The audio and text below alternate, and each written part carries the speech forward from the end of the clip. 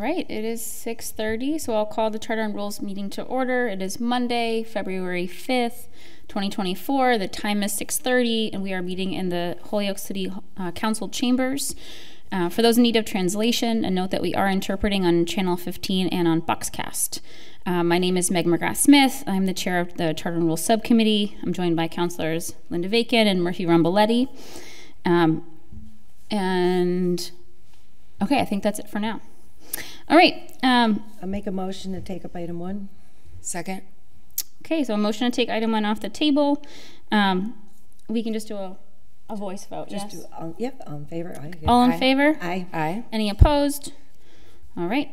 Item 1 is minutes of the December 11th, 2023 meeting. I did get a chance to watch the video, but I think it's also appropriate because it's a new, 2024 version of this committee that we can just accept them versus approve them. I'll make a motion to receive. Second. All in favor? Aye. Any opposed? No. Okay, the ayes have it. We'll move to item 2. Motion to take item 2 off the table. Second. All in favor? Aye. Item 2, MAGRATH-SMITH ordered that the city clerk provide information outlining the procedures for submitting changes to Municode and ensuring accurate publication of the city charter. I see Brenda's on Zoom. Yes, we're joined by the city clerk, Brandon McGee, on Zoom. Hello. Hello. Hi. Thank Hi. you for joining us tonight. So this Yes, came of up, course. and I guess it's come up a few times over the years. And when I initially learned that I was going to be the chair of Charter and Rules, I had met with the city solicitor's office, and we had talked about different things that the committee might want to look at. And we had started to go through a section of the charter for a totally different reason, and it started to come across pieces where they felt, well, no, we know actually that's been changed, but it's not.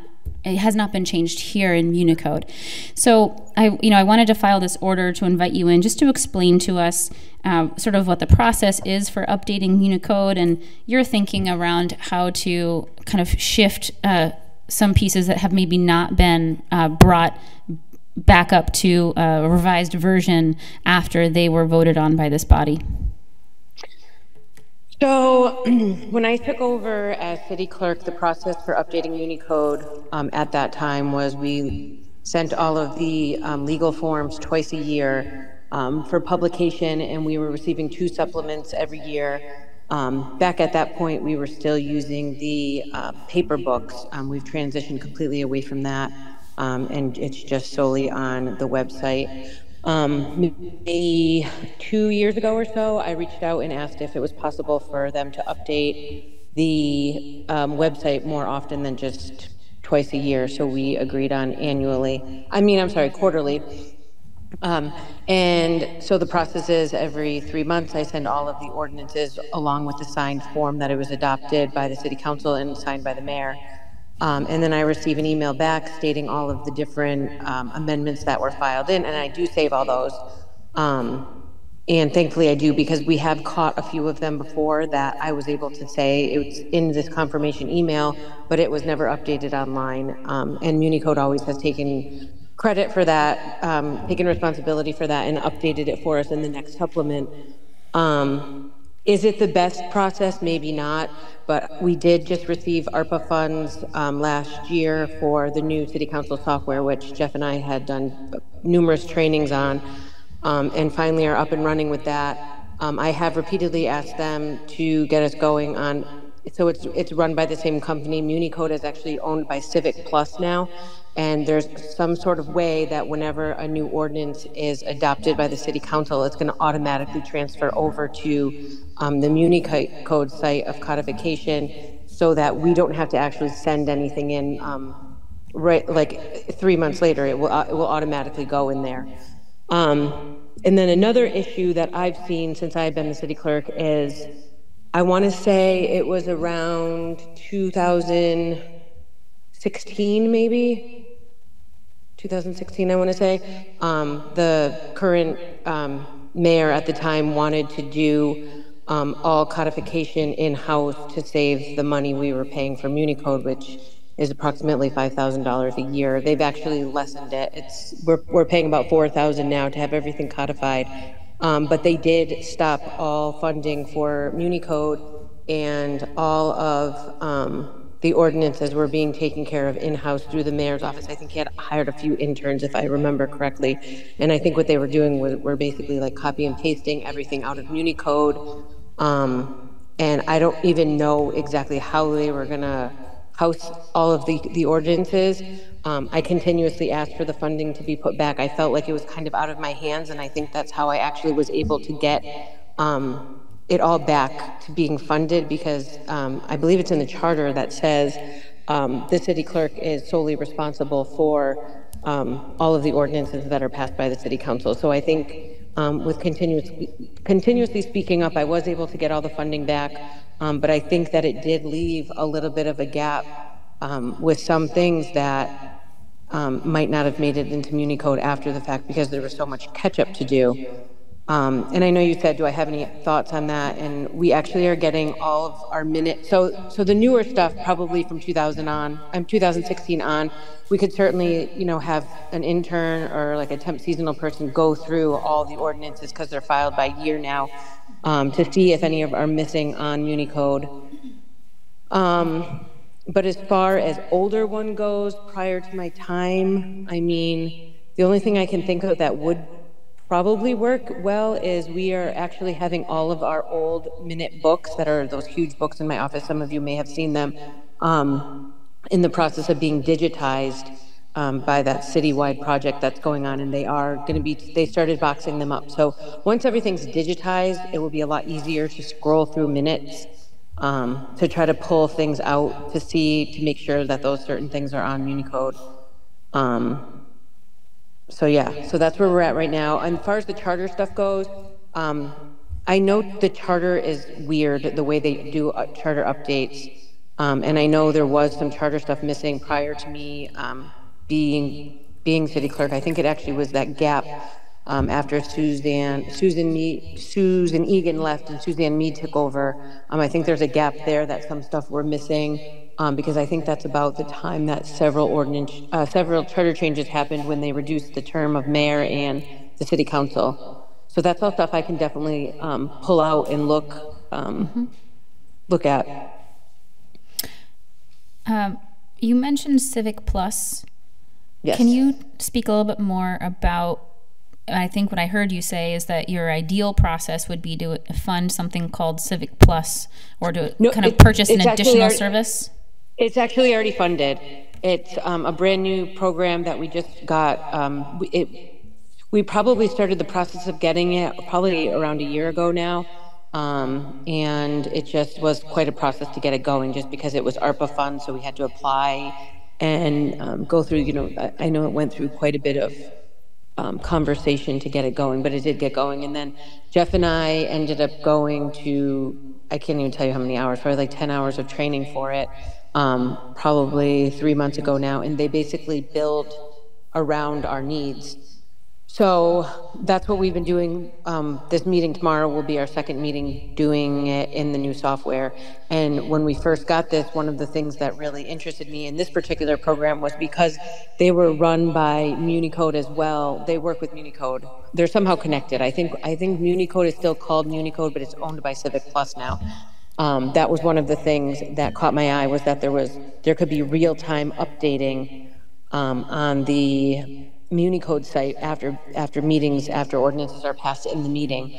But the last training I had last week for a follow-up training, I said that I still had not been trained on that part, and that was definitely something that I wanted to get up and running like immediately. So he said he was going to talk to the other project manager and get us going on that as well. So I'm hoping within the next couple months that's going to be a new process. Thank you. Yes, Bacon. Hey, Brenda, thanks for coming in on Zoom. So Yes, I of course. just had a question. If in the meantime, if somebody sees something that might be missing because of the gap, is the best way just to send you an email so that you could look into it? Yeah, absolutely. Like I said, I've kept all of the emails after I've sent in for all the different supplements. And like I said, a few times, I know the law department, I know Councilor JOURDAIN has reached out before with missing stuff, and I'm able to send them their email back saying, look, this was in your email that you sent to me, but it never made it onto the website, and they fix it immediately. So that's definitely the best way to do it. If you happen to see something in the meantime, it can be fixed pretty easily. Okay, I don't have anything specific in mind. I was just sort of putting it out there as a general thing. Thanks. Yeah, no, absolutely. Councilor Murphy-Ramboletti? Thank you, Madam Chair. Thank you, Brenna. That You're actually welcome. is super helpful, all of the background. I am just wondering, I know you mentioned that the software is, the initial costs have been covered by ARPA. Is this something we can anticipate in the budget that's coming up as something new? Is it going to be a different line item, or do you anticipate how much it's going to impact the budget? I believe the ARPA funds covered the first 2 or 3 years. It included the implementation of it, and then I think it covered the first couple years, and then it will be added to the budget as long as it's funded. I'm trying to think how much, I can't even tell you off the top of my head what just 1 year would be, because the initial quote, I think it was around $10,000 we spent on the program, but it also, like I said, included all the implementation. They had to build the program with, to fit our needs. Then it included all the training, a few other things it included, so it won't be that much money, but I do plan on putting it in the budget. No, that's helpful. It's, having it covered for a couple years is good, so that you can see what, if it works, if it's a good system for you guys. Yeah, because sorry, go ahead. No, that's okay. I was just going to say, a couple years ago we did try out another program pretty briefly, and we were actually able to cut the contract because it basically couldn't handle the size of our city council meetings, and it was extremely slow, so we were able to cut the contract, which was helpful. So it is nice that this is paid for a couple years, so we can kind of get used to the program and see if it's going to fit our needs. Okay, great. And then I just think my last thing is more of a comment. As far as training goes, I'm sure you've thought of this, but I'm assuming that you would sort of cross-train some folks in your office, and obviously, I think you mentioned Jeffrey would get trained too, but is that long-term? Is that something that's an option for you all? For the new program? Yeah, just making sure that folks in your staff are also covered. Jeffrey did all the trainings with me. Once I'm fully comfortable with the program, I'm going to be training Kelly from my office.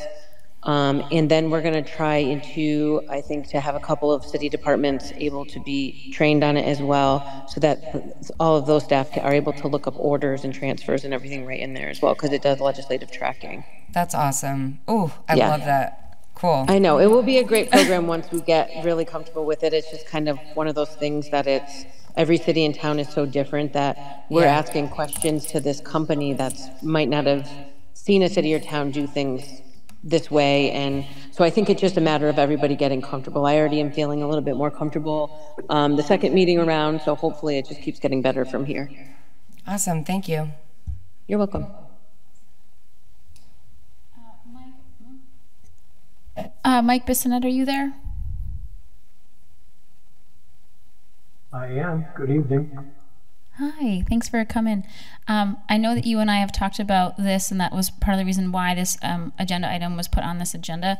Do you have a document in-house where your office has sort of named, here are some of the changes that we know never made it into the charter, that could be shared with the clerk as they're going back through some of that area of the gap in particular, but maybe other things as well?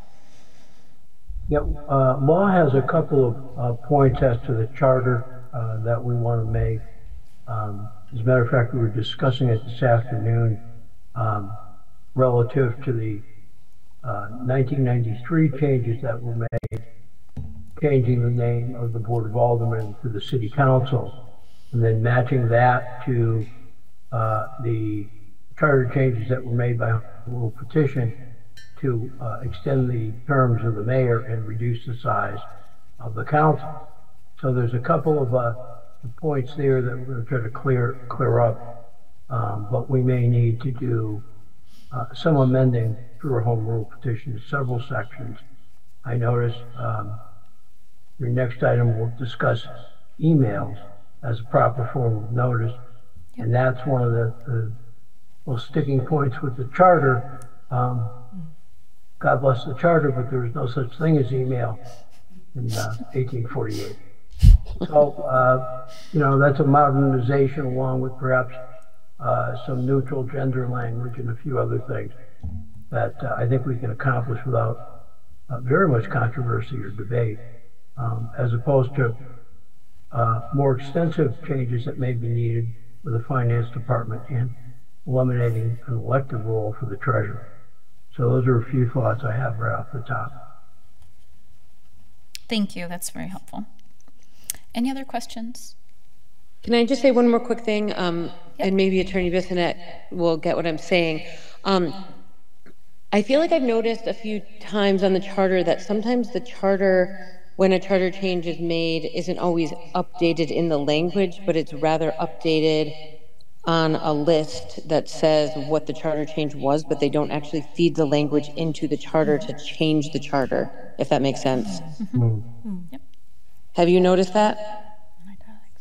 Yeah, that's one of the issues that we're looking at with regard to how these things were sort of integrated into the existing language, or if they were actually totally substituted. Right.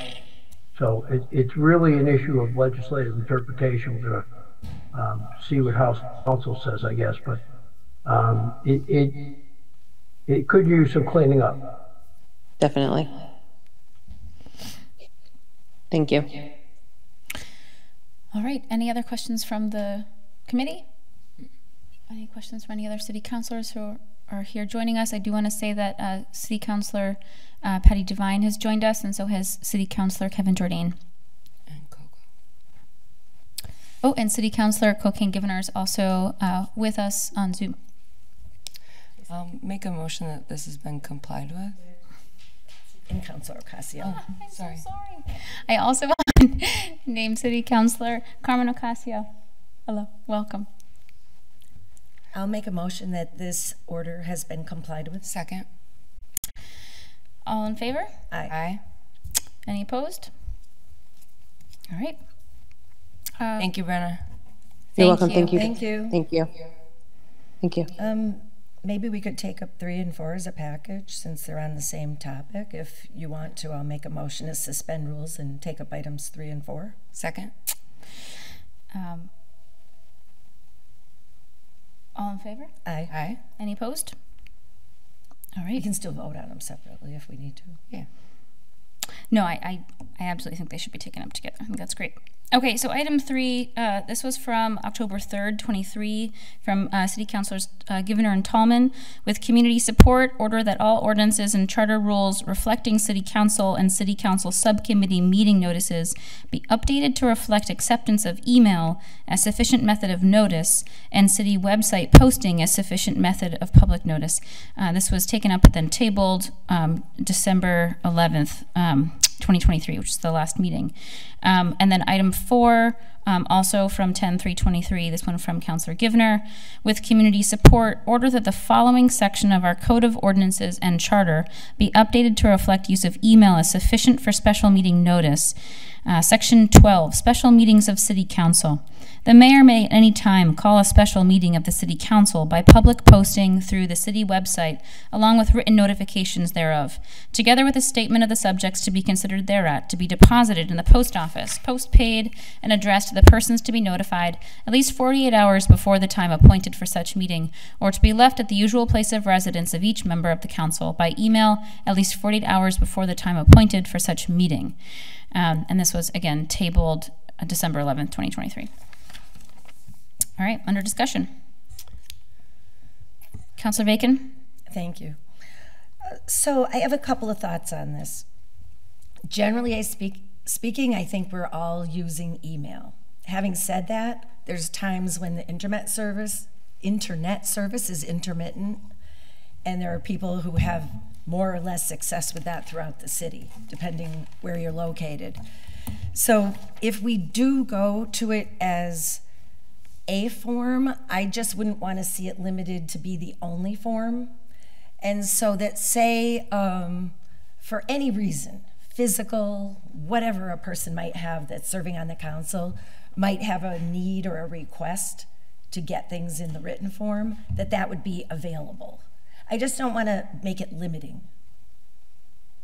I get it to modernize it, but to keep some flexibility on access in there would be just one point I'd like to make. Councilor Murphy-Ormbelletti. Thank you, Madam Chair. I would agree with Councilor Bacon. I was watching the meeting from December, and Attorney Bissonnette mentioned, and I think Councilor JOURDAIN mentioned, having an and/or language added to that. And I think one doesn't necessarily need to replace the other. For me, it's just more like, is email notification sufficient in order to adhere to these rules? But I think just maybe adding the language of and/or email might make sense. So that's just my thoughts. Okay, I have one follow-up. One of my questions is the value of being as specific as possible versus not being as specific as possible. So just striking the word written along with notifications to allow for it to have more space, dependent on the situation, dependent on the city councilor and their situation. Some folks really love using email. We have some folks that don't. They would prefer something in the mail, or they prefer a phone call. So I'm wondering how to create enough specificity that something can't be abused, but also enough generality that it can actually match different situations by person, or also just by, to, you know, Councilor Bacon's point, what if there's an issue where somehow email is not available? We have to meet. Mm-hmm. Yes, Councilor Bacon. Thank you. Well, I think the and/or works to cover that, because technically email is in writing. You know, so it really is a written record. It's just how you're receiving it. So the only question I have in item 3 is, what would be the acceptance methodology? Because it says, would there have to be a way that we know the person received the email, or we're just accepting the fact of the email being sent? Madam Chair. Yes, Councilor GIVNER. Thanks, Madam Chair. So there is the reason the order, a good part of the reason why the order was filed was because a lot of times the notices that are posted to the city website and that come by email come long before the mail is received. For example, tomorrow night's agenda was available, posted, ready to read up on the website Friday.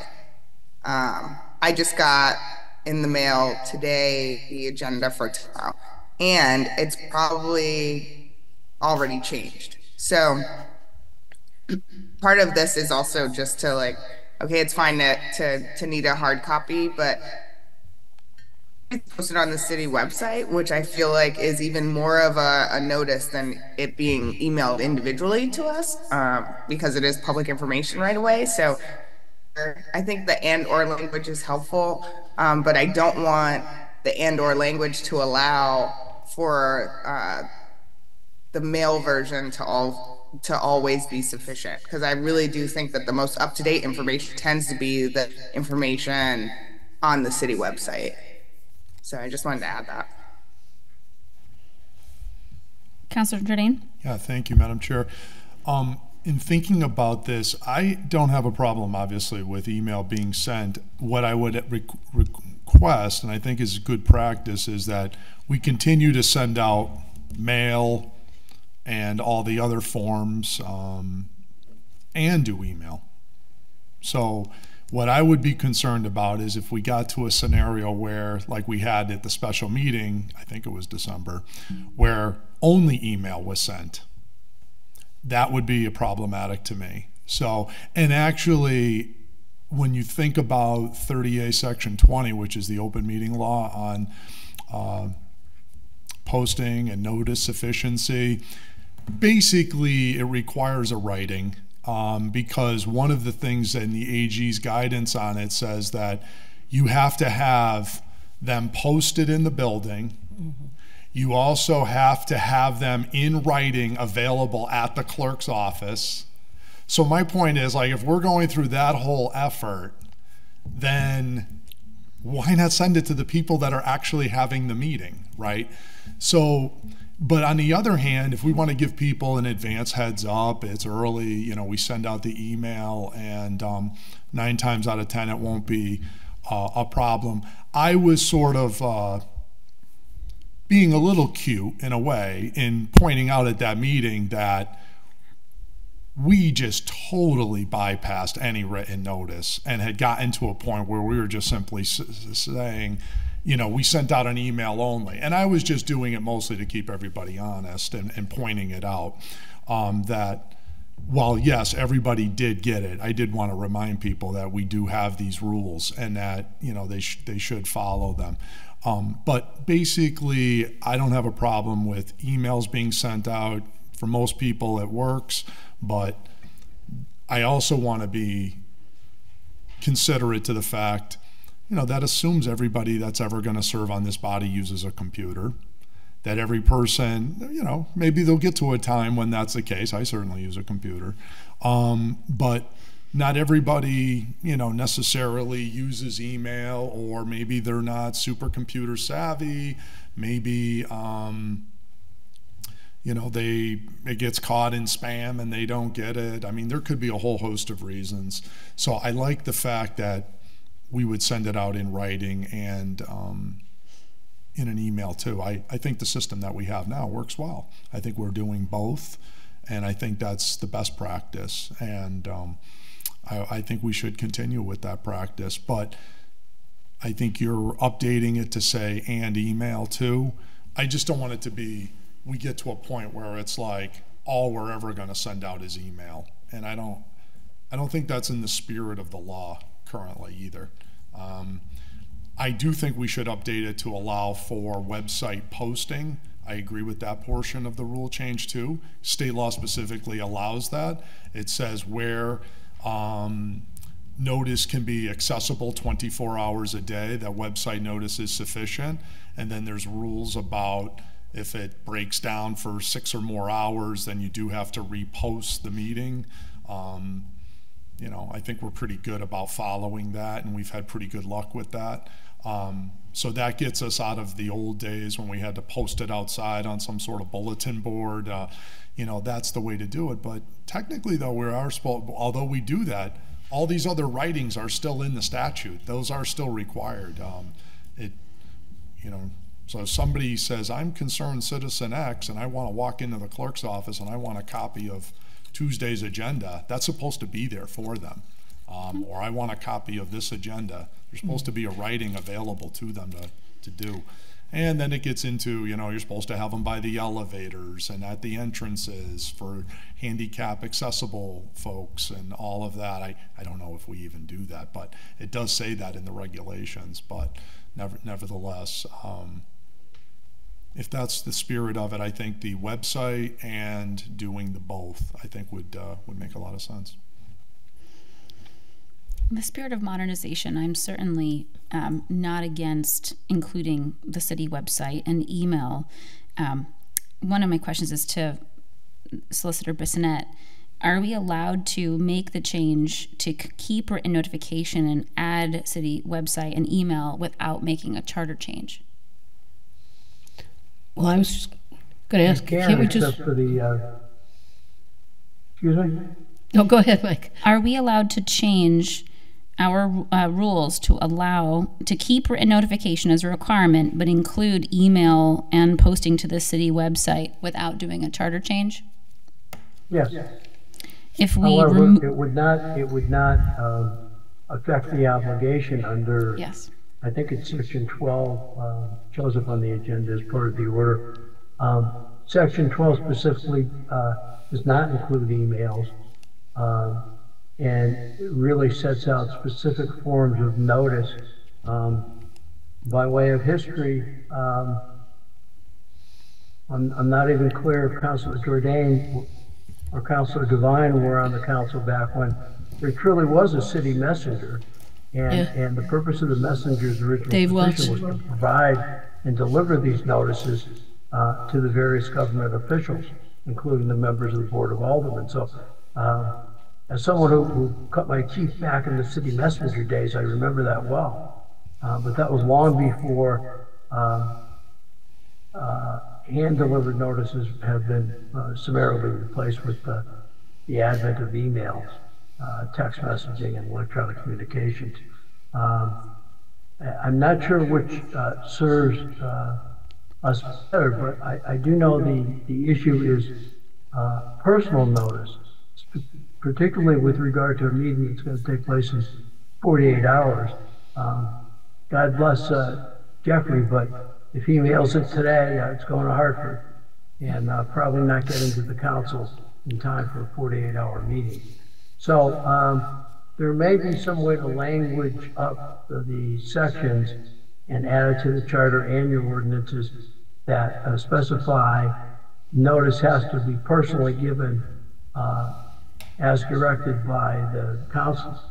And that way, if someone wants to receive their notice in hand rather than by email, maybe that's a way to manage that particular issue. I'm not clear about any specificity needed as to the form of notice, but I think an umbrella provision that makes sure that members get personally notified somehow, perhaps in a manner of their choosing, might be the way to go, given that the next generation looking at this will probably have another way of notifying each other. God knows if Mr. Elon gets his way, I suppose. Neuralink. So does that mean that we can keep as is and add effectively public posting through the city website or email without a charter change? If we, however, do as you've just said, which I think is meeting a lot of what I've heard in the room, which is instead shifting the language to it being noticed, personally given as directed by city councilors, would we be allowed to do that without a charter change? Yes, as to everything except a special meeting. Right. For everything except for a special meeting is what you're saying? But not for a special meeting. Right. Until such time as section 12 had an addition to it.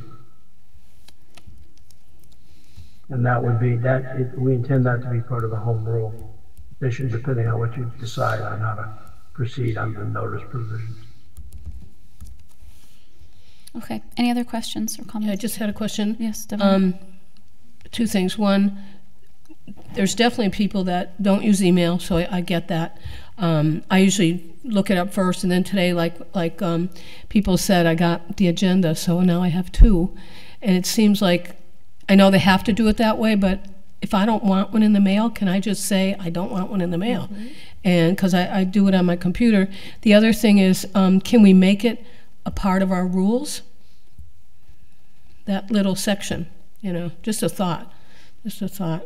But to go back to what Mike was saying about in the aldermanic days, Jimmy Shea, the city clerk, if he could get the agenda in the city, he had to get it in the post office by 1 o'clock in the afternoon in order for us to get it on Saturday. That's how cool that was. But those days are over. So. Madam Chair? Yes, I want to recognize Councilor Howard Greaney. Yeah, this is Councilor Greaney calling. There's nothing wrong with a phone call either, is there? That certainly, Jeffrey, we all have phones and we all have answering machines.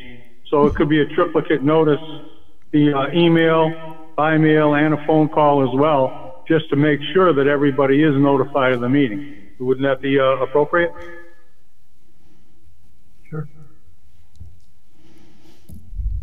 I also want to recognize that we've been joined on Zoom by Councilor Israel Rivera. Any other questions? Yes, Councilor Jourdain. Well, obviously, the only thing I would say to Howie about the phone call, I think they'd have to sit there and read the whole notice to you over the phone. I don't know if they're going to do that or not. But as far as, that's actually a good suggestion that Councilor Devine just had, which is maybe we have it in the rules that says, you know, at the beginning of each term, each member shall state to the administrative assistant or the clerk that they want it by, you know, in writing or by email, that you have that right, you know, choice. And if the goal is to kind of lower it down, so then, you know, to less people, yeah. I think it also has the potential of just lowering redundancy. There are folks who are, they're getting it on email, they're printing it at home, they don't also need it sent and, you know, paid for by the taxpayer to send it to their home every single meeting. I personally got the writing though, because what I do is on mine, and this is, maybe I'm old school, I don't know, but I use the writings to write all my margin notes and all my different things, and I actually keep these because I go back and reflect, and it'll jog my memory from a discussion from 3 years earlier. Exactly. So that there's, you know, it isn't all, you know, there is still a reason to have these for some of us. Thank you. Councilor Bacon. Madam Chair. Who? I'm sorry. He can go. Oh, he can't. It's Councilor Greaney. I just wanted clarification. Yes, go ahead, and then we're going to move to Bacon after you. Yes. Okay, I'm just talking about the phone call for if it's an emergency meeting or if there's a meeting that needs to be notified. I'm not talking about the entire agenda of the meeting. Yes, I think a phone call would be appropriate, or email, or whichever way of contacting people. That's all. Thank you. I think I do hear some consensus in the body, but it does also sound like in order to do what we want to do for special meetings, we are going to have to go through a home rule petition process. But it may be a different motion that somebody makes for another meeting in order for us to look at just changing it for regular meetings. Councilor Bacon? Yes, on the idea that at the beginning of each session we would indicate what our preference is, I would just want to have some language in there that would just say reasonable accommodation will be made in case things change for somebody. You know, you might start out one way and then you need something else. So it's just not one and done. Right. But on the other hand, I appreciate that for the sake of organization, you don't want people changing their mind every week or every month. So. Okay. Seems like the motion is either to, well, we could table it, but I also think that we could mark it as complied with. And then do follow-up with additional writings later as we get more info. Because it sounds to me like we could table it, and then once we have a sense of the home rule petition, we could bring it back up under that same agenda item. That would be for 4, yeah. Yeah. So do you want to do that? Sure, yeah, for 4? Okay. So, motion to... Madam Chair? Oh, sorry. Yes, Councilor Rivera? Yes, thank you. I just, real quick, just the intent behind this whole thing, is it the forms of communication, or is it that it went out from the city, whether it went letter, whether it was email, or whether it was a phone call, it went out and they were notified with ample timing? Which part do we think is the intent?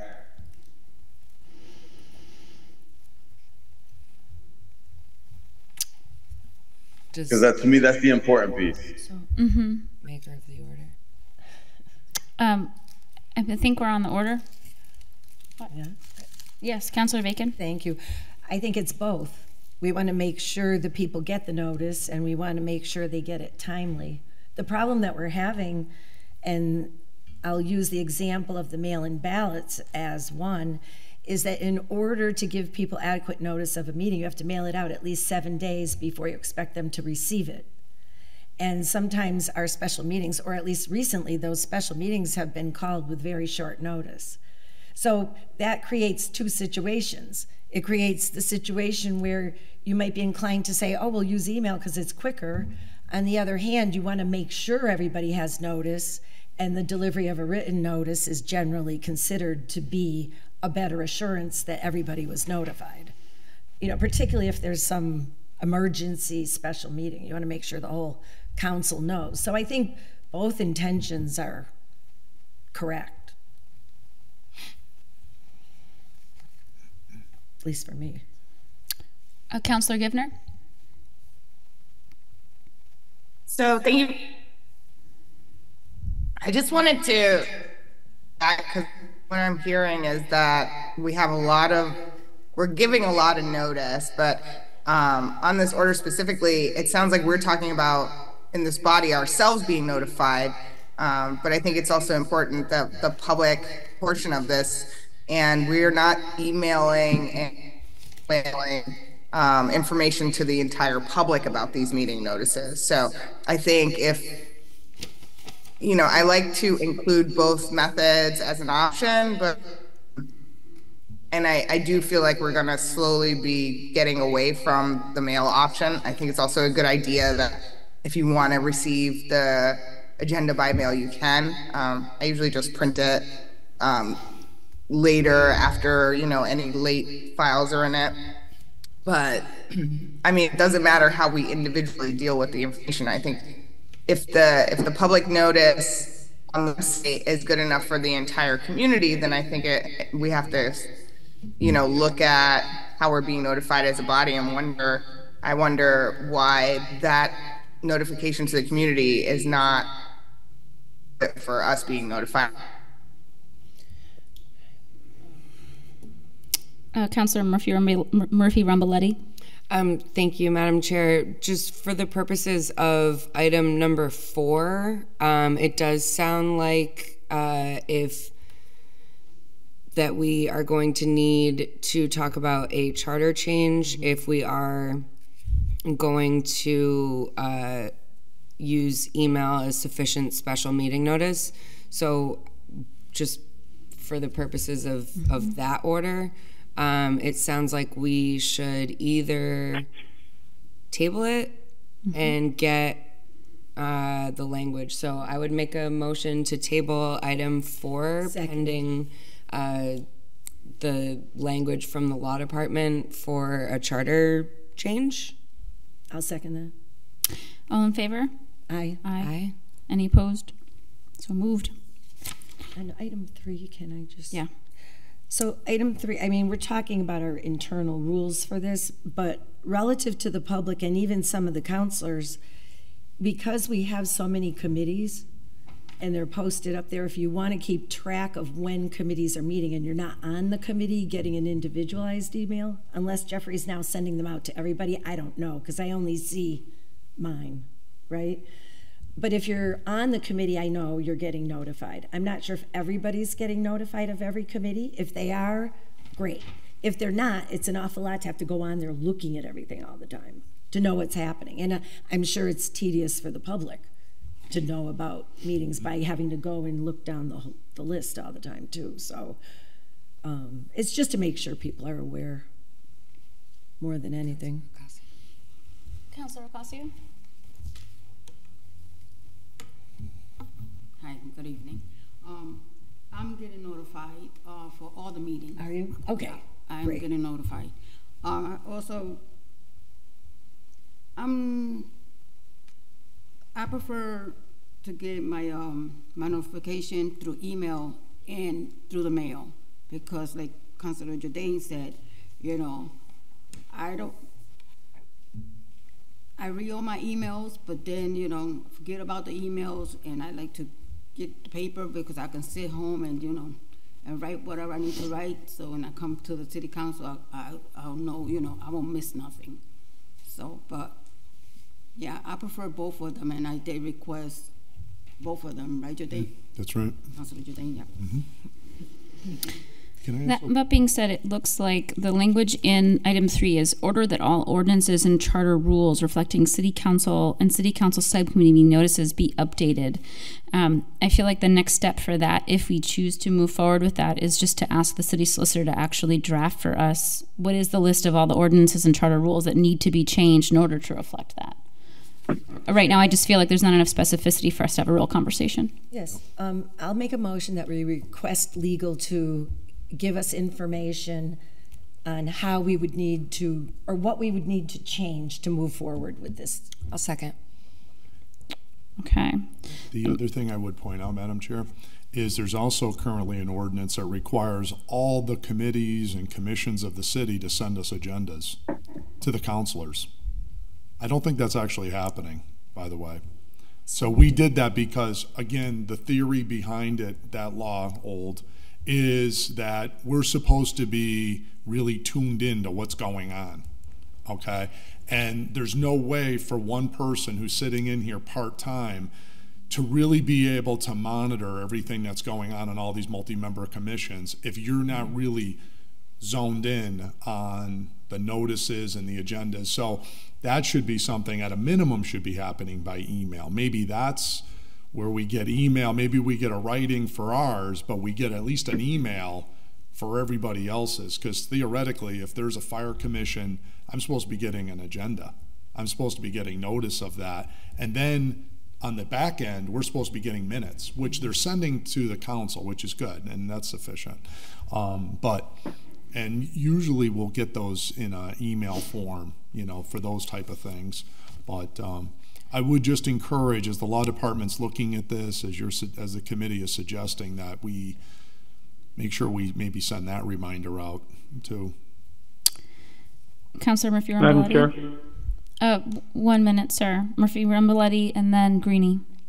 Just really quickly, I thank you for saying that, because there are a couple of commissions that still send us their minutes, like the Housing Authority and the Water Commission. So I always wondered why that happens. So thank you. You're welcome. That's all.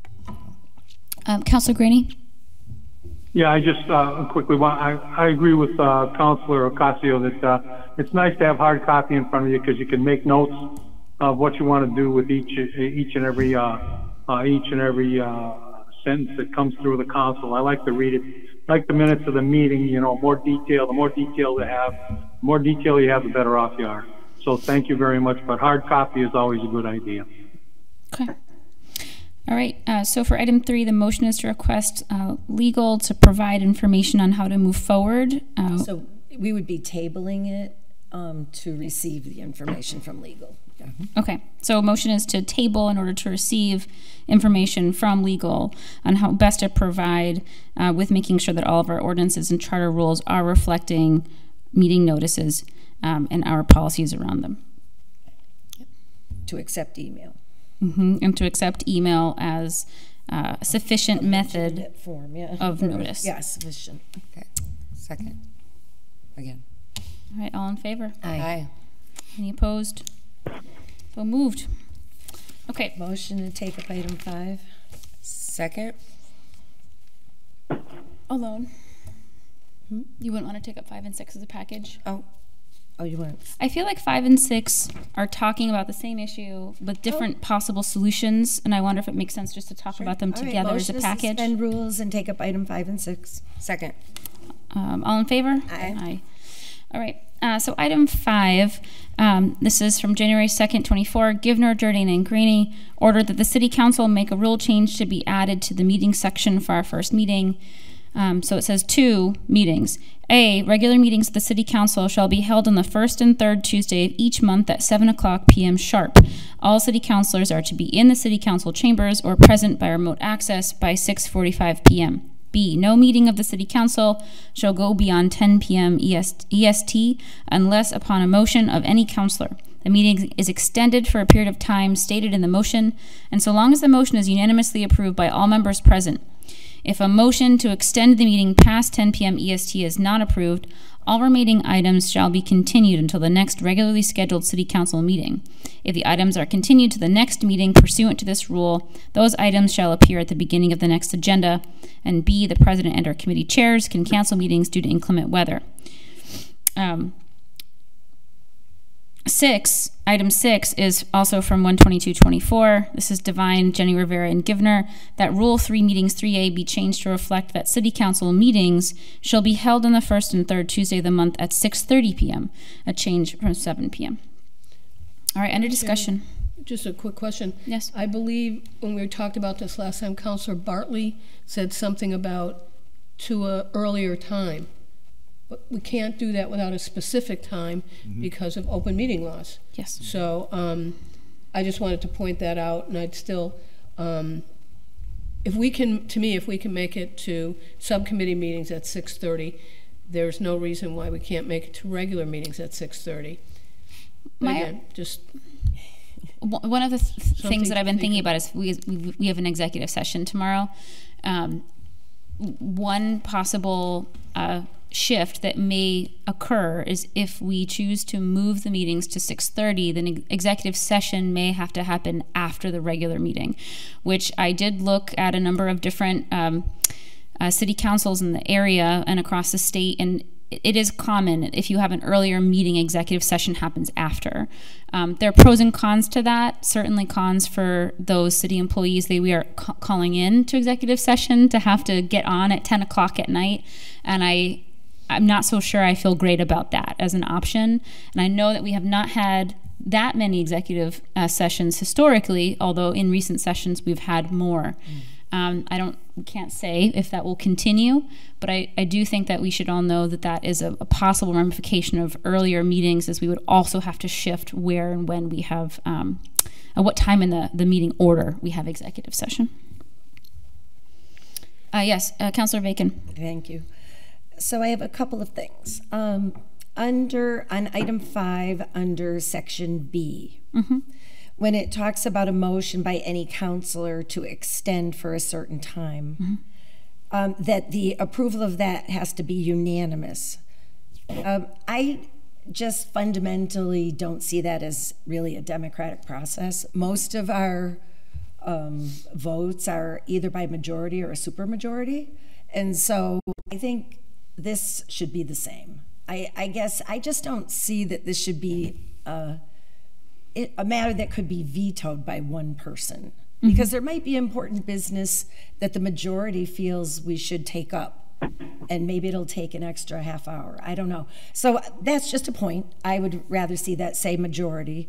And I'm an evening person, so I don't mind staying to meetings till 11 or so at night. It really doesn't bother me personally. But I appreciate those people who are morning people, which I understand is the majority of the world. And so I find myself sympathetic to the argument of people who say after so many hours, there's a level of fatigue and also less of an ability to participate. So I find myself warm to item 5 if it's not quite so rigid. Item 6, I think since so many of our discussions, particularly in the last year, have been about meetings going too long and being too late, that to have to put executive sessions after our meeting would sort of defeat the purpose of ending them at 10. So I find myself warm on 5, and I've had feedback from people also that make me warm to that. And 6, I think, just is a little making things tight, too tight. Whereas right now, people can work their day. They might have to stay a little while, but it'll be at 6, and then they'll be done. I appreciate being able to go home and like hang out with my 2 children who are 5 and 9 and have dinner and get them started on bedtime before I head down to council. I do appreciate that. It means I still get my time with them. I also support the concept of changing unanimously to a majority. Yep. Councilor GIVNER, and then Murphy-Rambility. Thank you, Madam Chair. I just wanted to note that this language was looked at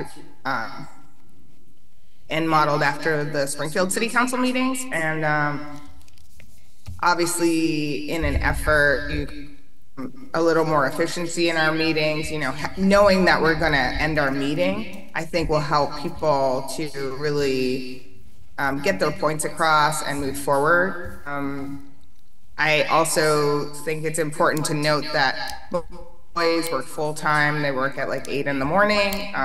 Most of the people on council work in the morning. So it's a long day for a lot of people. I think the public is fatigued, and, you know, we do talk a lot about, you know, informing the public about meetings so that they can be present and they can listen in on to important to them. As far as the unanimous vote needed to stay in the meeting past 10, I mean, I'm warm to changing that, but I think the spirit is that the meeting should end at 10. And if we're focused on getting through our materials and handling the important business of the city, we should do so efficiently and, you know, have it as a goal to complete our business by 10 p.m. That's the spirit of this. Thanks. I'd like to describe what sorry. You were going to go next. Oh, it's all right. Murphy Rumboletti. Yeah, thank you. No, it's okay. It's all good. I had just a couple thoughts in response to the comment that you made about executive session. You've only had 2 meetings, and both of them have had executive session, so I can definitely appreciate that. Knowing that, at least in my first term, it wasn't the norm. I guess this is more of a question maybe, but if we did one meeting have executive session, would we be allowed to say, we'll start this week's meeting at 7? Or is that like you have to file a special meeting and like all that stuff? That's more of just clarification for me. I don't think so, unless you wrote it into the rules that was the case. I don't think that you could. I think that what I would personally love to happen is to try 5. I think the goal is that we want to have meetings be a little tighter and end a little more on time. I think we could try the solution that's presented in item 5. Let's see if it works. If it doesn't work, we can table 6. We can come back to it if it doesn't work. Yeah. But I think, you know, kind of the scientific experiment piece of like, let's just change one variable at a time, see if it works, then go from there. Nothing is so urgent that we have to try to change everything at once. We can take one thing, try it. Right. I also think that we have to remove EST from the language because for several months of the year, we're in daylight savings time. Right.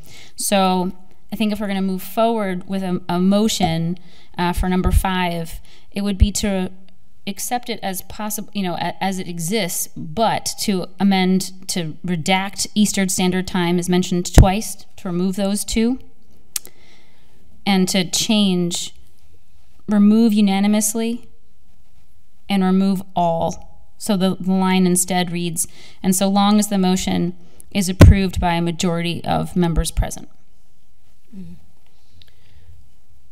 I just got a quick question too. Councilor Devine. Kevin, maybe you'll be able to answer this. With open meeting laws, can you put a time limit on them? You know, I know you can say starts at 7, ends at 10. I don't know if we should ask the law department if that's, you know, a violation of the open meeting law. I don't know. Well, Mike Bissonette is here. Yeah. So let's ask him to weigh in. It's going to end at 10. That's what you can't do.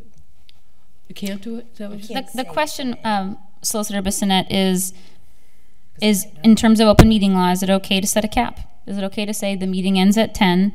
The language does say that if items are, the cap does occur and there are still, items to be gotten to, that all remaining items shall be continued until the next regularly scheduled City Council meeting. And if items are continued to the next meeting pursuant to this rule, those items shall appear at the beginning of the next agenda.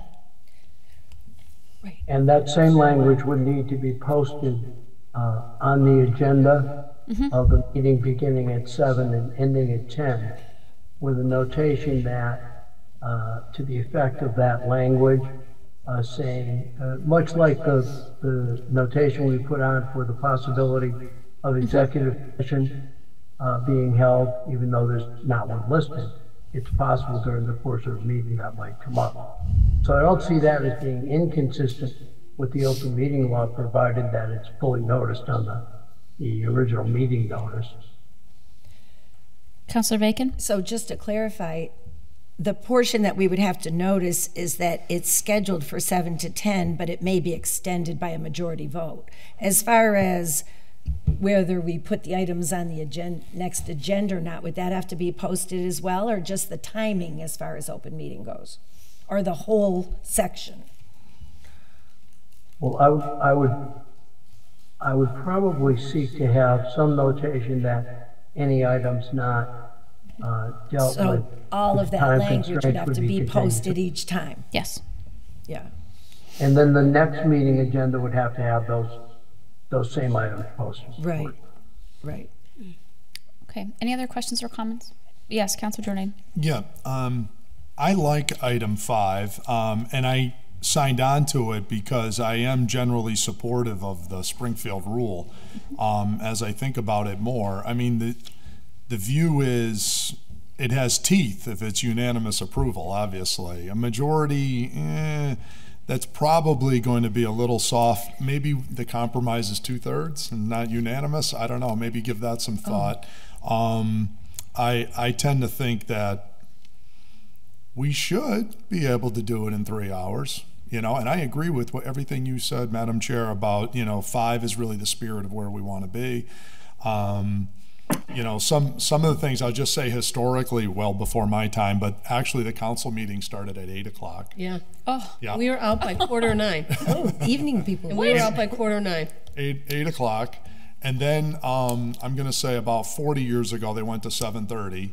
And then 12 years ago, we went to 7 o'clock. Yeah. So I don't know, maybe are we due for another change? But the earlier we make the meetings, the longer we maybe. Go. Yeah, well, it could be a corollary. Limit the Start at 9. And make it earlier, so it's just as long. Because there does seem to be an inverse corollary between starting early and having longer meetings, for sure. So maybe you got to be careful what you wish for. The other thing I just point out is time zone and daylight savings. I think are two different. Okay, I think you could still say Eastern Standard Time. I think people know that's what it means. But I would say that as far as the 6:30, I think let's try this. I think this is a good step. See how this works, and if that's covering it, because I've heard from different folks, and even my own experiences like yours. Now my children aren't little anymore, but you'd come home, you'd get out of work, you'd have time for some supper, you could see the kids, maybe play a little bit, and then, you know, out the door you'd go to a council meeting. Sometimes, you know, I know Councilor McGivern and I would talk about it too. You know, you'd have time if you had to go to a wake, or you had some sort of intermediary thing that you had to attend to. People sometimes, civic engagements around town, they're trying to grab you before you go to the meeting, type of thing. You could pop in for an appearance. I think if we make it a little too early, and this one, I think what differentiates it between this and the committee meetings is, like, this one's pretty like all hands on deck. Like all 13 of us are going to be here for the first and third Tuesday, as opposed to a committee meeting where we don't get all 13 on deck. And you might, like, we know this, like, you can plan the whole year in advance on our calendars, like the council meetings. We know July we're off. That's where you would schedule your family vacation or whatever, or we have one in August. Whereas the committee meetings, you don't quite know when those are going to be, right? You might have those, you might not have those. So it has a little bit more flexibility. And if worse comes to worse, you can't make it to a committee meeting, you know, at least you're not missing a full council meeting, and you can give your input to a committee meeting. So I want to make sure, like, everybody, we have all hands on deck for the 7 o'clock meeting. So maybe we try 5 and then If that doesn't work out, maybe we come back to 6. Yeah. I think the great thing here is they start at 6:45, or you have to Right. be here at 6:45. Yeah, we should start the meetings on If you time. start in there, Correct. yakking You're away. Okay. right. You're right. I don't want to get too much into the back and forth. All right. Who wants to make a motion? I would. Okay. So I would like to make a motion that we adopt item 5, taking off the Eastern Standard Time, so 10 is 10.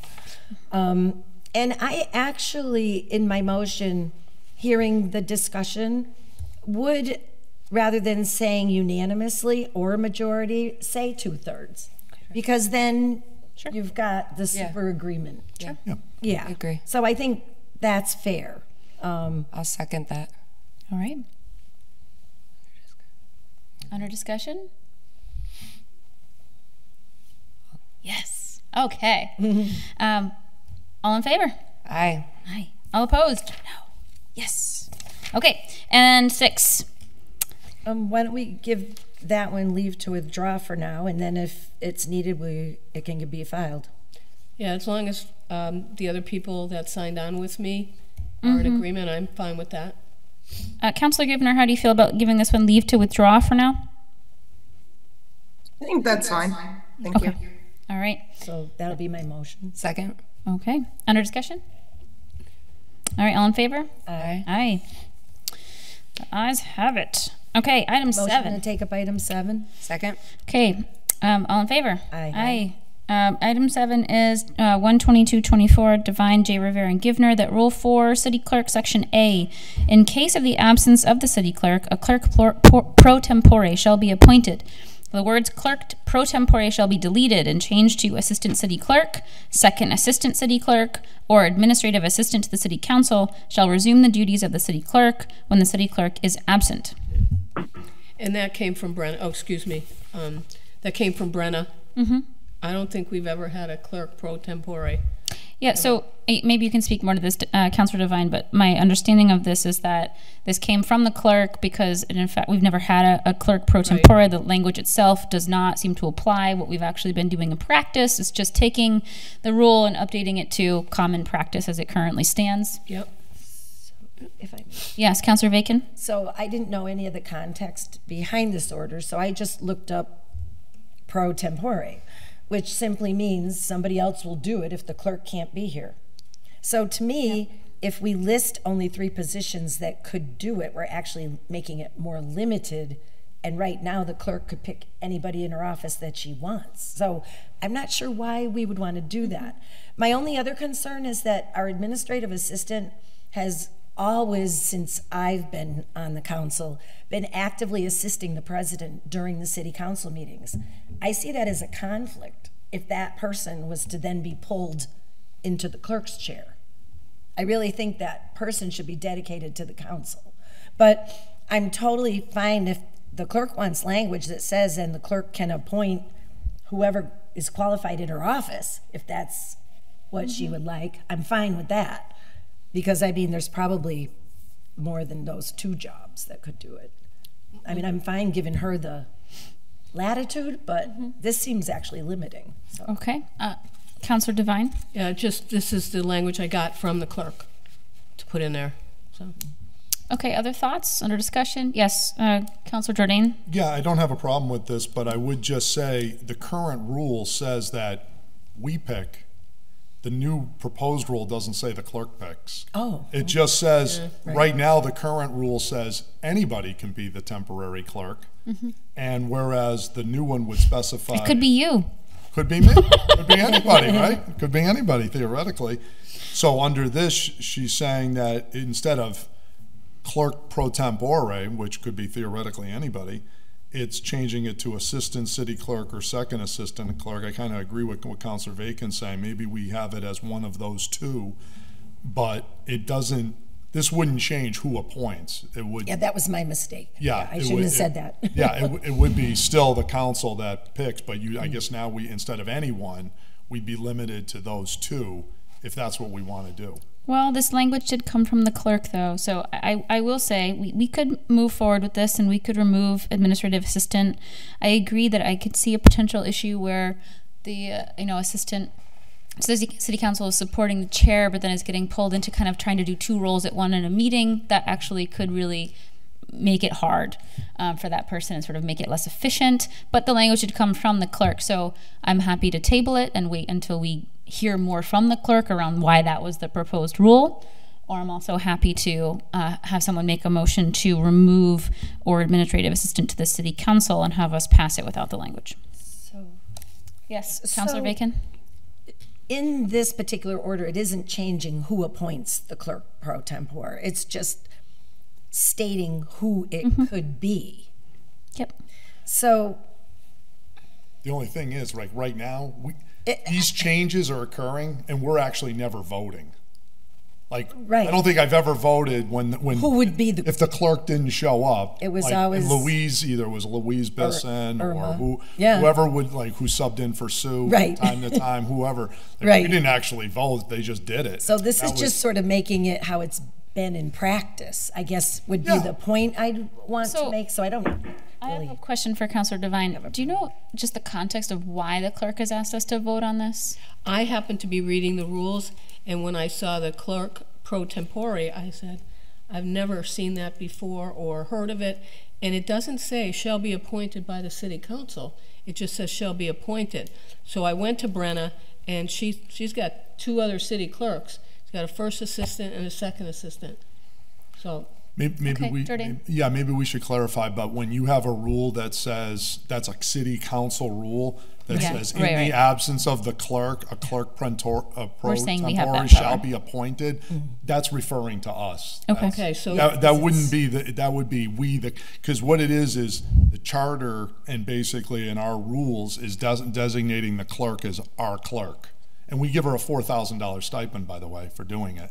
And as a result, now if she's not there, we, under our rules here, I think this is what they mean. We didn't add the words appointed by the city council, but it's the council rules. It's implied. It's implied, I guess, is what the way I put it. Councilor Jordan, I do have our administrative, our assistant Jeffrey Anderson Burgos, his hand up. Oh, okay. I recognize to see what information he has. Sure. I'd like to recognize Jeffrey Anderson Burgos. Yeah, just kind of a little background. So Brenna and I spoke, maybe it was a month ago, and we were talking about kind of this transition period since Irma has left and the possibility that she might be unavailable for a meeting where at a time when somebody else in her office isn't yet familiar with running a meeting. And the reality is, while I'm doing it, she approached me about the possibility that I might be able to help out. And the reality is, when I'm doing the meeting sitting next to the president, I'm already recording, what's happening with everything, what's happening with the votes, where orders are going. And, in that case, the only additional thing, if I were to help out in that scenario, would be taking a roll call vote, audibly. Because the other things she's already doing, I'm already kind of doing on my end anyway. Okay, thank you for that information. Councilor Bacon? So, Madam Chair, I'd like. Councilor Greaney, I'm going to let. I'll defer to him. Okay. Bacon has deferred to you. Go ahead, Councilor Greaney. Just a quick note. I think that whoever should take over should come directly from the city clerk's office. Yes. Okay. Thank you. All right, Councilor Bacon. Okay. Thank you. So let me throw this motion out for discussion. I'd like to offer a motion that the language say, in the case of the absence of the city clerk, a clerk pro tempore shall be appointed. Leave in assistant city clerk, second assistant, add or other qualified individual. Removing or administrative assistant at the city council. Correct. Okay, so the motion is to adopt the order and remove or administrative assistant to the city council and add or other qualified individual. Because then I think it will accomplish everything that we've talked about. And if something is just a temporary situation, you don't usually make a rule for it. From the clerk's office? Well, I don't think Other that needs to be qualified. the case necessarily, but most likely it would be. You know, I mean, it could theoretically, if we leave it this way, it could theoretically be Jeffrey in a pinch. We're not saying it couldn't be him. We're just saying we wouldn't want it to become him as a regular thing.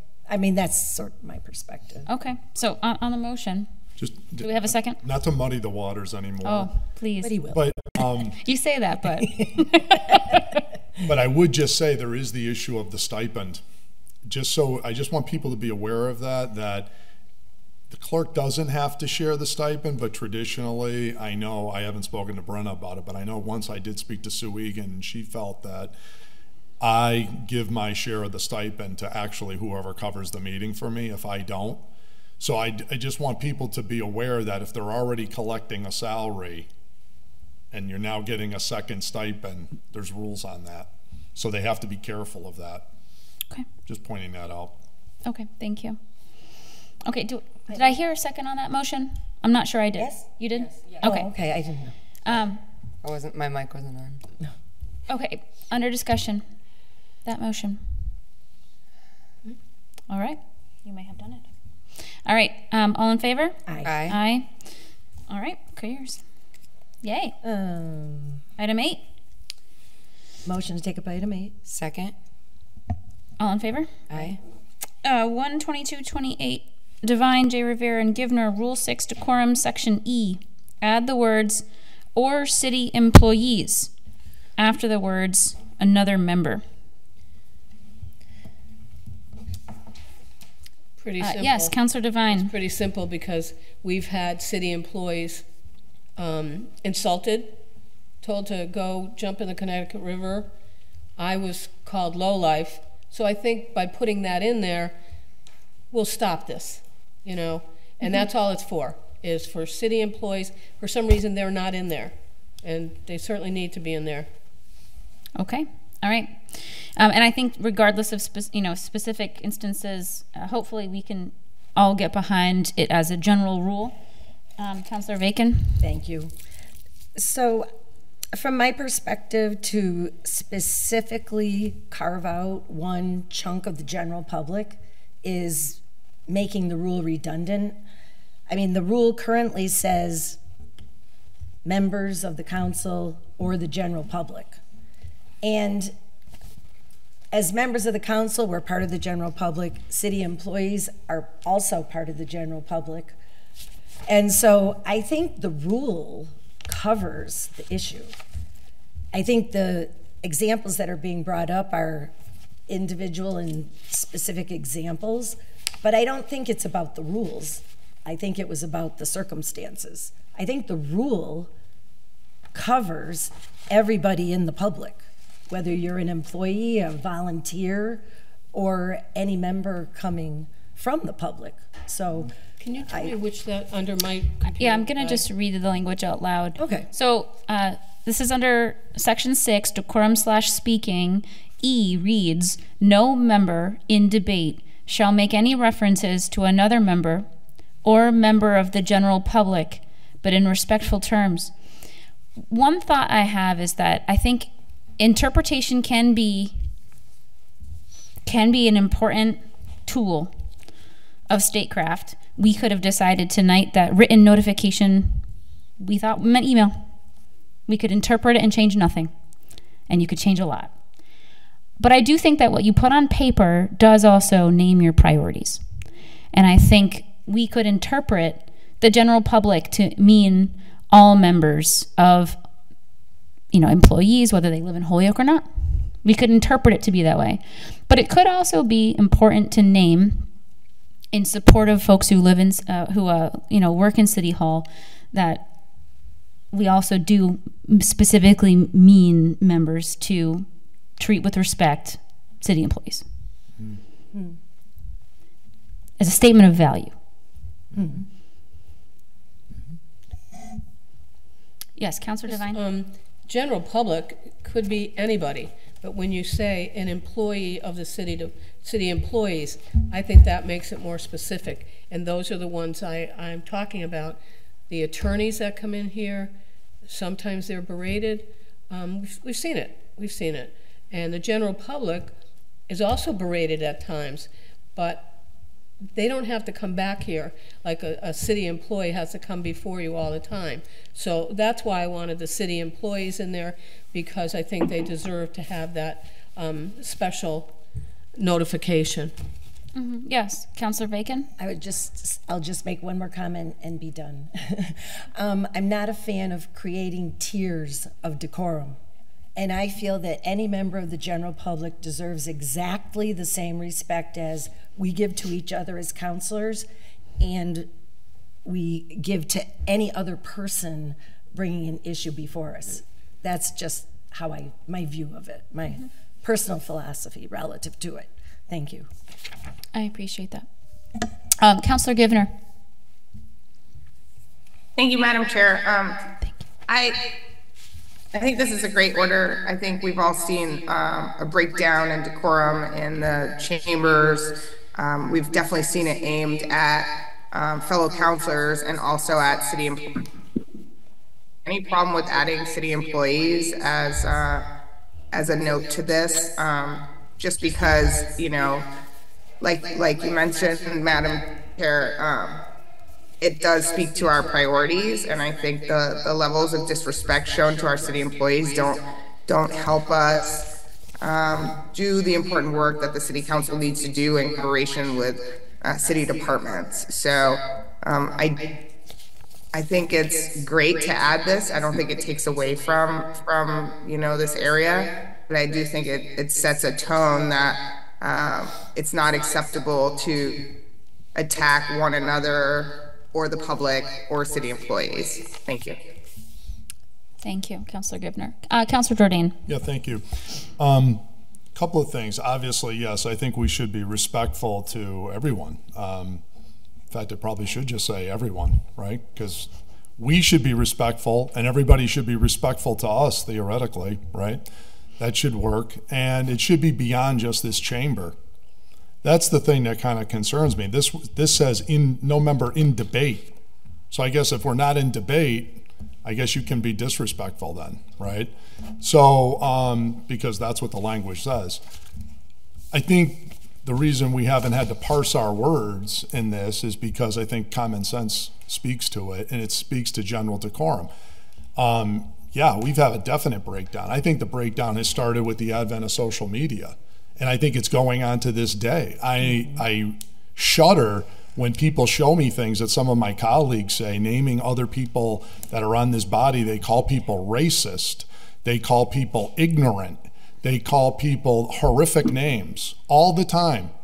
And then some of them, that's the funny part of it, some of them sit in here and lecture on decorum. When just run the tape on social media, the stuff that these people say, it's outrageous. And the things that, like Councilor Devine mentioned, are obvious. I agree with her on those different points of different statements that are made. But some of the stuff here is just so over the top.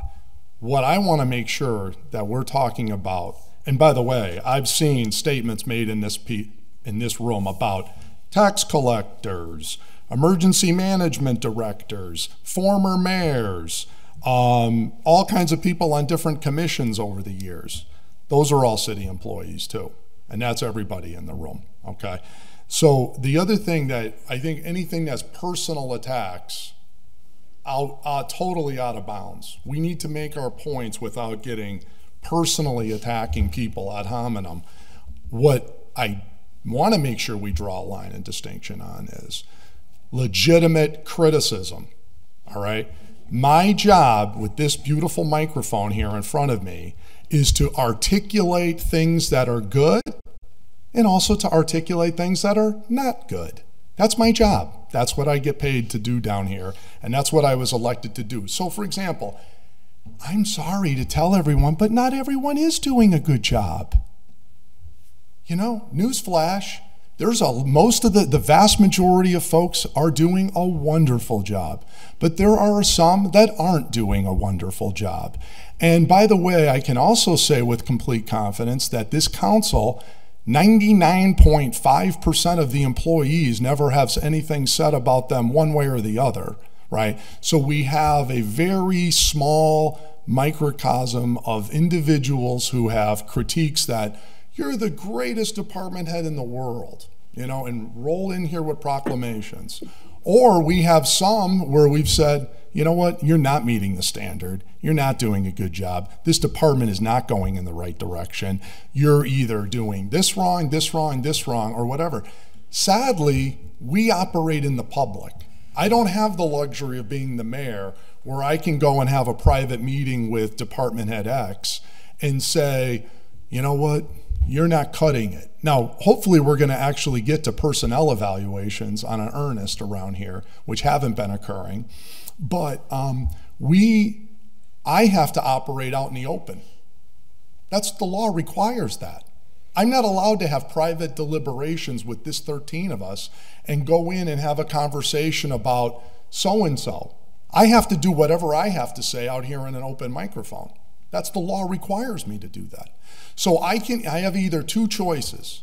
I can be an honest counselor and say how I honestly feel about different scenarios, or I can sit here and either say nothing, or I can whistle by the graveyard. And we don't want that. So I just want to make sure as we're thinking about personal attacks, the obvious ones, I totally agree. And the spirit of where this is going, I support, because this makes total sense, and we should be respectful. But if I say so-and-so is not doing a good job because of X, Y, Z, they're over their budget, the place is in chaos, poor morale, lack of quality service to the citizens, I mean, fill in the blank, okay? I have the right as a counselor, in fact, not only a right, I have the duty to say these things in a spirit of getting to where we need to be to get us better. And these conversations are healthy in a debate of where we're going as a community. So I just want to make sure as we do this, when counselors are making criticisms, it is not always viewed as personal attacks. I can't say, oh, well, this person's this, you know, evil person, blah, blah, blah. But I can comment on their job performance. And I think that's an important point and a distinction to make. So I'll leave it at that. I think you get the spirit of where I'm going with this. But I would also say this should be more than just what is said in the chambers. It should be how we carry ourselves generally and what we say to each other about each other way more broadly than this room. I agree. And because what's going on and what people are saying out there is outrageous. Thank you. Thank you. Madam Chair? Yes, Councilor GREANEY, and then we'll hear from Councilor GIVNER and Councilor Murphy Ramboletti. And then Romby Murfiletti. Yes, and then Divine. Okay, Councilor GREANEY. Yeah, one thing that I think that we have to be very careful about is a simple term called censorship.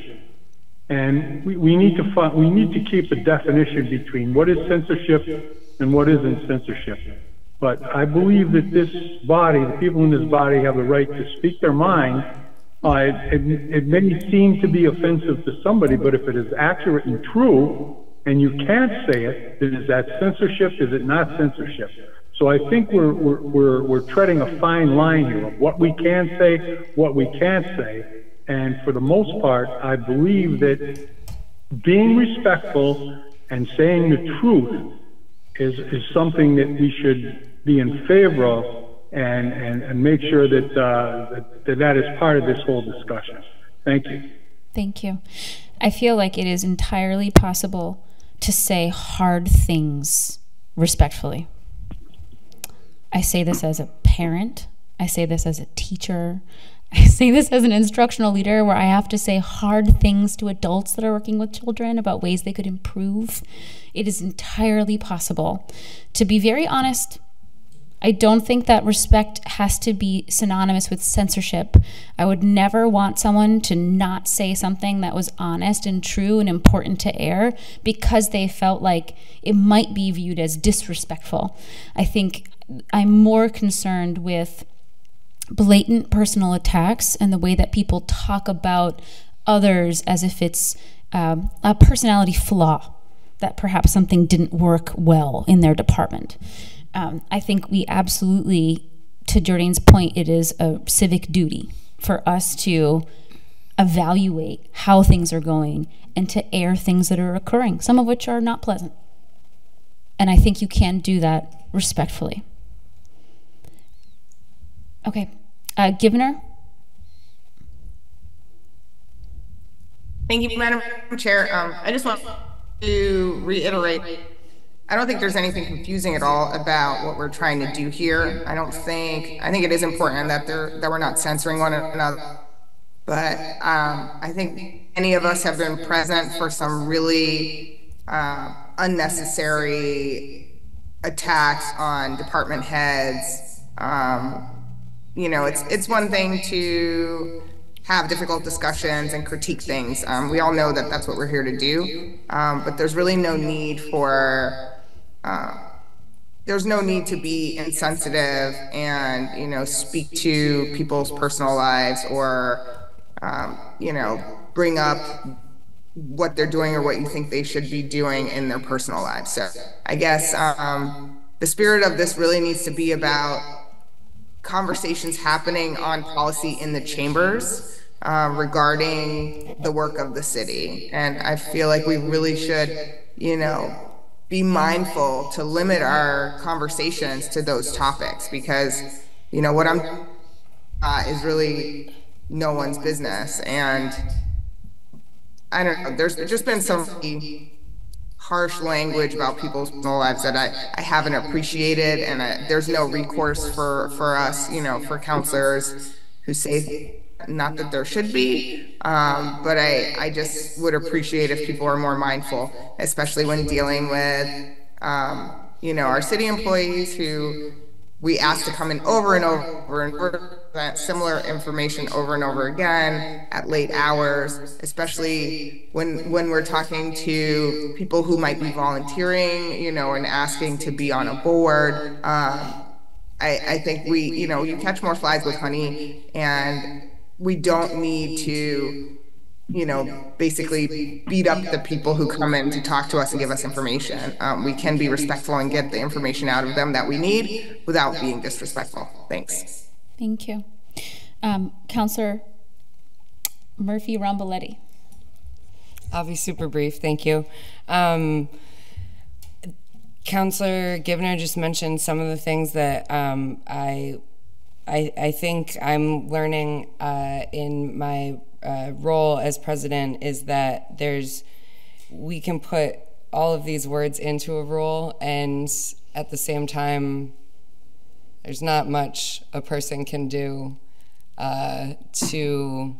there's really no consequences, which, you know, is fine, I guess. Councilor GREANEY brought up censoring people, which is not to be confused with censure, which we don't actually have a method of doing in this body. And to be clear, like, the difference, I'm sure a lot of folks realize it, but it's more of like a formal disapproval of a statement or a behavior when you're censuring versus censoring, which I don't think anyone wants to censor people. So I just bring that point up because, you know, I think the adding city employees, while it may seem redundant, I think it just reiterates our commitment to the appreciation that we have for city employees. And I agree that there's a way to disagree with someone's opinions or work without calling their professional qualifications into question. I've seen that happen in council chambers, and that's even before I was on the city council. I've seen people's licenses get questioned because someone doesn't agree with them. Like, that's not necessary. If, you know, so I just think the spirit of it is to really just reiterate that. I understand where everyone's coming from, and I hope that this is just a conversation that we can have about overall just treating each other the way that we would want to be treated. Thank you. Golden rule. All right, Councilor Devine, and then we can start to wrap this up. It's the same thing that Councilor GIVNER said and Councilor Murphy-Ramboletti. It's city employees, in my opinion, are not members of the general public. The general public could be, look at how many are there tonight. None, okay?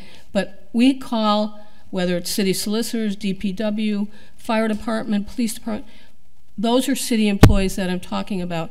And I think just by adding those little words, and city employees, makes a big difference to them. Because a lot of them have talked to me about the way they've been treated. So that's why I filed it. Bacon. Thank you. So any number of us in the room have been the recipient of attacks in the city council chambers, on social media, on flyers, in the most demeaning and nasty terms. Let's see, I'm thinking almost everybody in this room. So here's where I'm coming from. Always, and I'm not employed now, so as a formerly employed person, although technically we are city employees, so we are employed.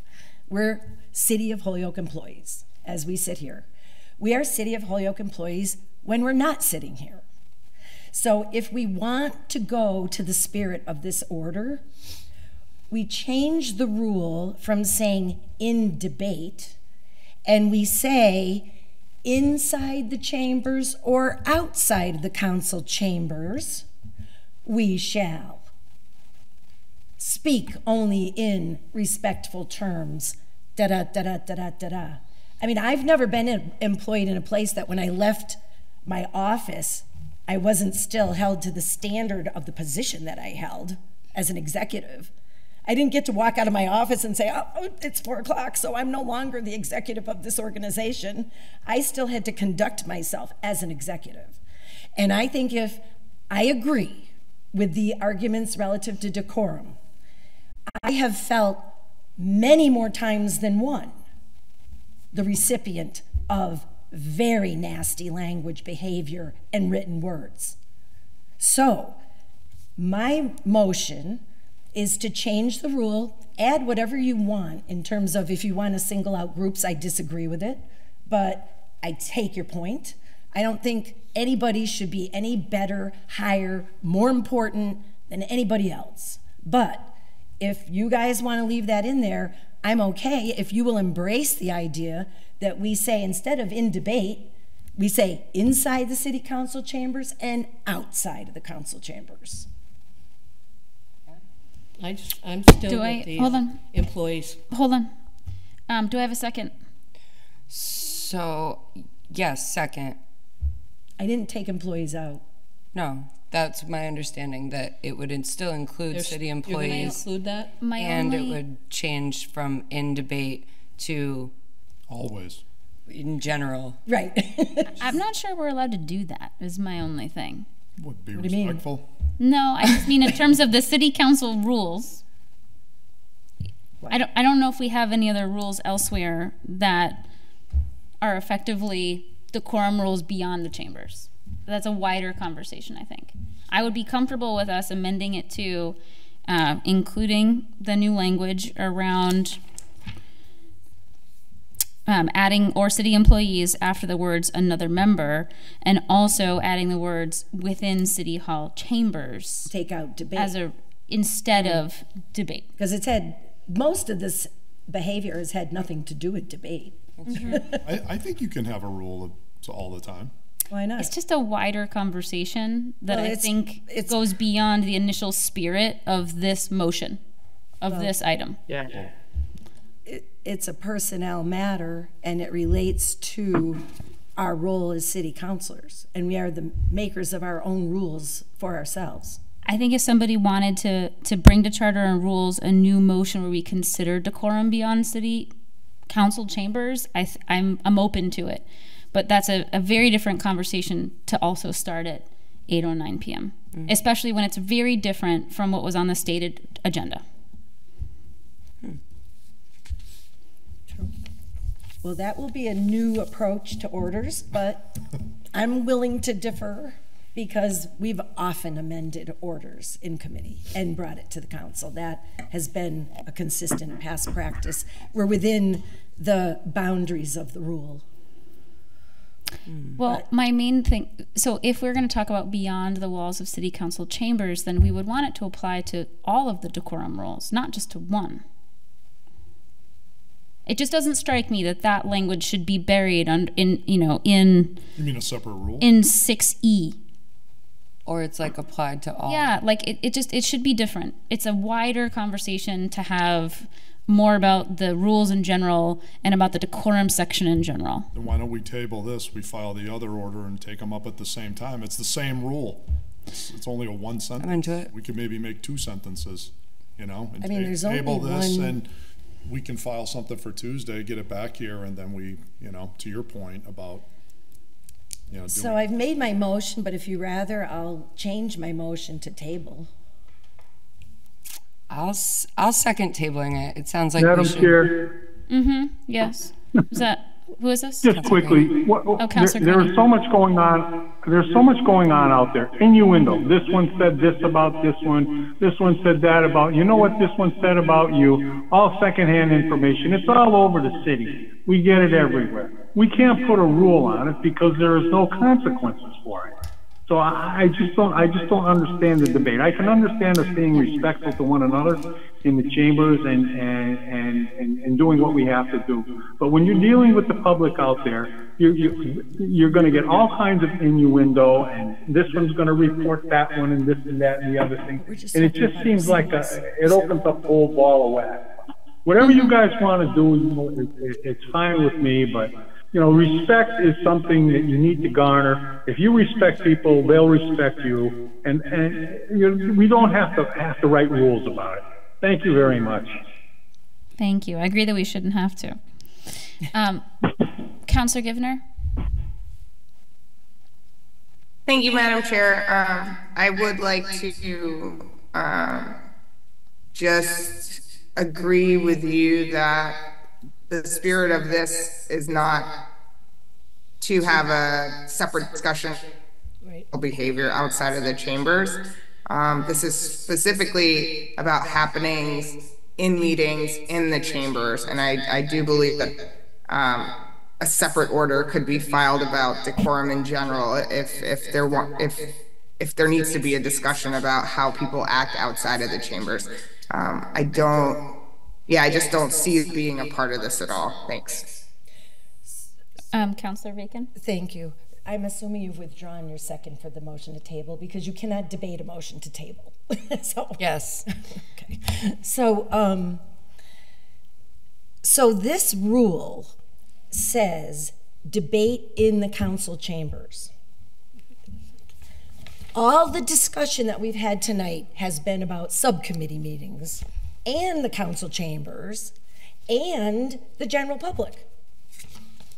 So I'm just saying, if you make a very narrow rule that says debate in council chambers, then you haven't covered subcommittees, you haven't covered anything except in the city council meeting during debate, which is so narrow as to be meaningless in my opinion. But and to respond to that, I think that that's why it makes sense to do what you suggested and say within city hall chambers and to have that as well.